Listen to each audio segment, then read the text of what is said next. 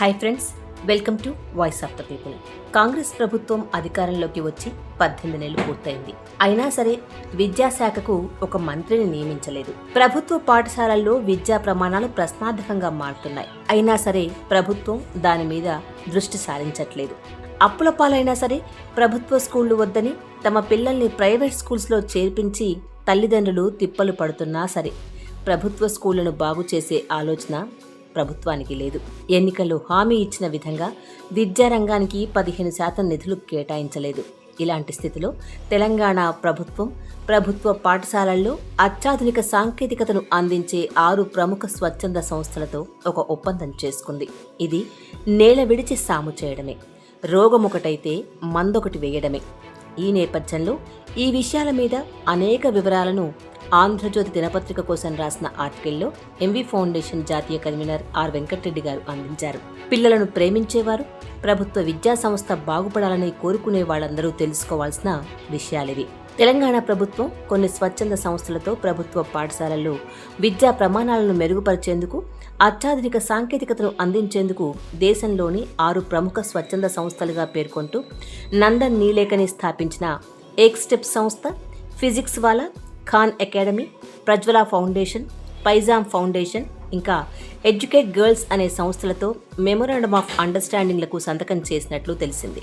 ఒప్పందం కుదిరిన వెంటనే ఈ సంస్థల ద్వారా ఇక నుండి ప్రభుత్వ స్కూళ్లకు డిజిటల్ బోధన వచ్చేసింది అంటూ విద్యా ప్రమాణాలు మెరుగవుతాయని సామాజిక మాధ్యమాలలో ప్రచారం జరుగుతుంది.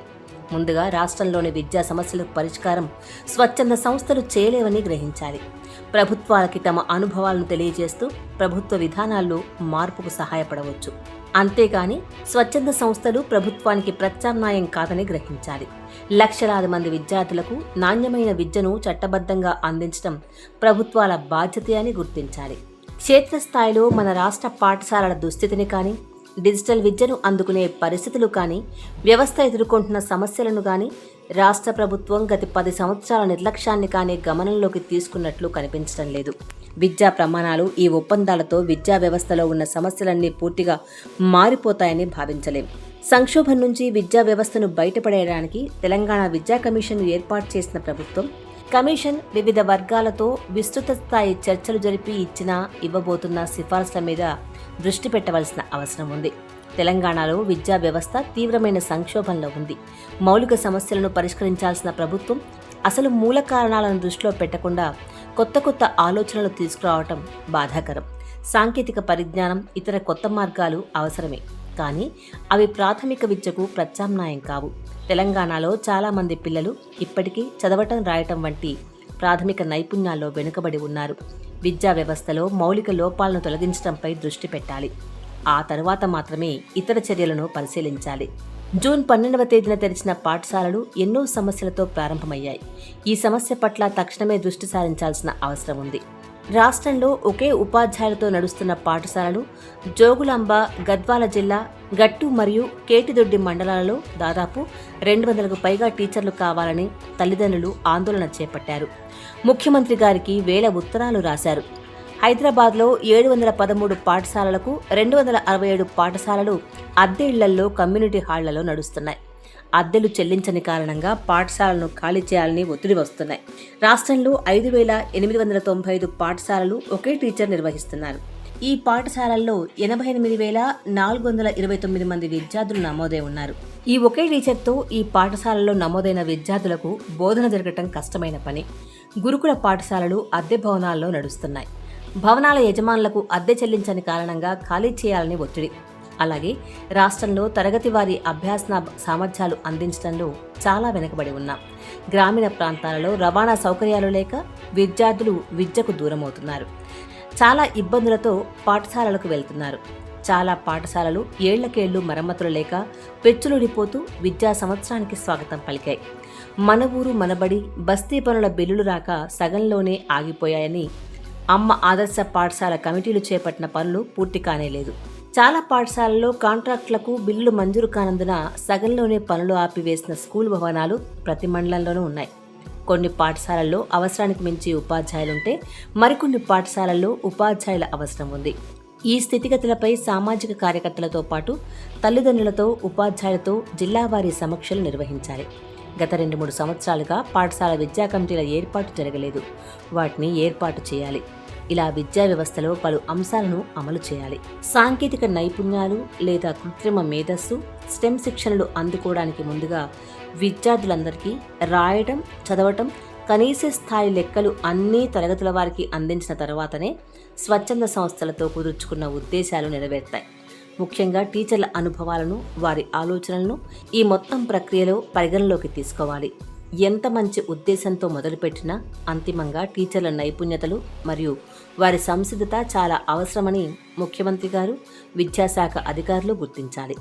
జాతీయ, అంతర్జాతీయ స్వచ్ఛంద సంస్థల నైపుణ్యాలను ఉపయోగించాలంటే కొన్ని కార్యాచరణ పనులు చేపడితేనే ఆ సంస్థలు రూపొందించే అత్యాధునిక బోధన సాధ్యమవుతుంది. అందులో ఒకటి, విద్యార్థుల నమోదు ఎక్కువగా ఉన్న పాఠశాలల్ని గుర్తించాలి. ఇంత ప్రతికూల పరిస్థితుల్లో కూడా వివిధ జిల్లాల్లో ఉపాధ్యాయులు, తల్లిదండ్రులు, స్థానిక సంస్థలు, సామాజిక కార్యకర్తలు అందరూ కలిసి పాఠశాలను నిలబెట్టి విద్యార్థుల నమోదును పెంచి నడుపుతున్నారు. ప్రభుత్వ విద్యలో ఏమైనా సంస్కరణలు చేయాలంటే ఈ పాఠశాలలను అత్యున్నత స్థాయి సౌకర్యాలను, బోధనేతర సిబ్బందిని కొరత లేకుండా చేయాలి. ఈ పాఠశాలల్లో పూర్వ ప్రాథమిక పాఠశాలలను ఏర్పాటు చేయాలి. 2. పూర్వ ప్రాథమిక పాఠశాలను ఏర్పాటు చేయాలి. ఈ వయసులో పూర్వ విద్య అవసరమని ప్రపంచవ్యాప్త నివేదికలు చెబుతున్న సత్యం. ముందు విడతగా పాఠశాలల్లో పూర్వ ప్రాథమిక సెక్షన్లను ఏర్పాటు చేయాలి. శిక్షణ పొందిన టీచర్లను నియమించాలి. 3. అభ్యాసన సామర్థ్యాలు అందిస్తామనే గ్యారంటీ ఇవ్వాలి. ప్రభుత్వ పాఠశాలల్లో నమోదు తగ్గిన మాట వాస్తవమే అయినా ఉన్న విద్యార్థులకు విద్యా సామర్థ్యాలు పెంచడానికి ఒక ప్రత్యేక ప్రణాళిక రూపొందించి అన్ని తరగతుల్లో ఉన్న విద్యార్థులందరికీ తరగతి వారి విద్యా సామర్థ్యాలను అందిస్తామనే గ్యారంటీ ఇవ్వాలి. 4. ప్రతి నెల రాష్ట్ర, జిల్లా, మండల మరియు క్లస్టర్ స్థాయిలో కేవలం తరగతి వారి అభ్యాస సామర్థ్యాల పురోగతి మీదనే సమీక్షలు నిర్వహించాలి. 5. రాష్ట్రంలో దాదాపు 40% జనాభా పట్టణాల్లో ఉంటున్నారు. పట్టణ ప్రాంత విద్యార్థుల అవసరాలు భిన్నంగా ఉంటున్నాయి. ముఖ్యంగా వలస కుటుంబాల పిల్లలు కూడా అధికంగానే ఉంటున్నారు. ఇందులో ఇతర రాష్ట్రాల నుంచి వస్తున్న పిల్లలు కూడా ఉన్నారు. పట్టణ ప్రాంతానికి వార్డు ఒక యూనిట్గా తీసుకొని అక్కడ పిల్లల జనాభాకు అనుగుణంగా పాఠశాలలను అందుబాటులోకి తేవాలి. 6. జిల్లాకు, మండలానికి విద్యా అవసరాలు వేరే విధంగా ఉంటాయి. అందుకని ప్రణాళికలు రూపొందించే సమయంలో మండలం లేదా పట్టణ వార్డు ఒక యూనిట్గా తీసుకొని అవసరమైన ప్రణాళికలు వేయాలి. 7. తల్లిదండ్రుల భాగస్వామ్యం. విద్యా హక్కు తల్లిదండ్రుల భాగస్వామ్యాన్ని పాఠశాల యాజమాన్య కమిటీల రూపంలో చట్టంలో పొందుపరిచింది. మన రాష్ట్రంలో గత 3 సంవత్సరాలుగా ఈ కమిటీలు ఏర్పాటు కాలేదు. వెంటనే పాఠశాల విద్యా కమిటీలను ఏర్పాటు చేసే విధంగా చర్యలు తీసుకోవాలి. 8. ప్రైవేట్ విద్యా సంస్థల్లో ఫీజు దోపిడీ విపరీతంగా ఉందని తల్లిదండ్రులు ఆవేదనలో ఉన్నారు.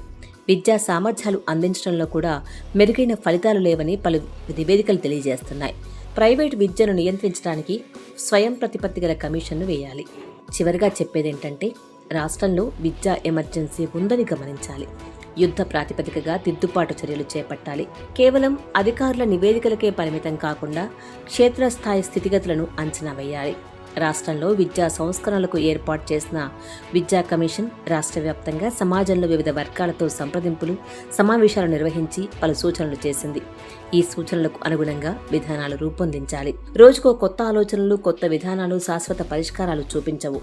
గాడి తప్పి ఉన్న విద్యా వ్యవస్థను గాడిలో పెట్టకుండా ఎంత గొప్ప నైపుణ్యం గల సంస్థలు వచ్చినా ఫలితాలు ఆశించినంతగా కనబడవని గమనించాలి. ముఖ్యమంత్రిగా మరియు విద్యాశాఖ మంత్రిగా కొన్ని పాఠశాలలకు లేదా కొంతమంది విద్యార్థులనే దృష్టిలో పెట్టుకుని విధానాలు రూపొందించకుండా రాష్ట్రంలోని విద్యార్థులందరికీ నాణ్యమైన అధునాతన సాంకేతిక విద్యను అందించాలనే రాజకీయ సంకల్పం అవసరమని గమనించాలి.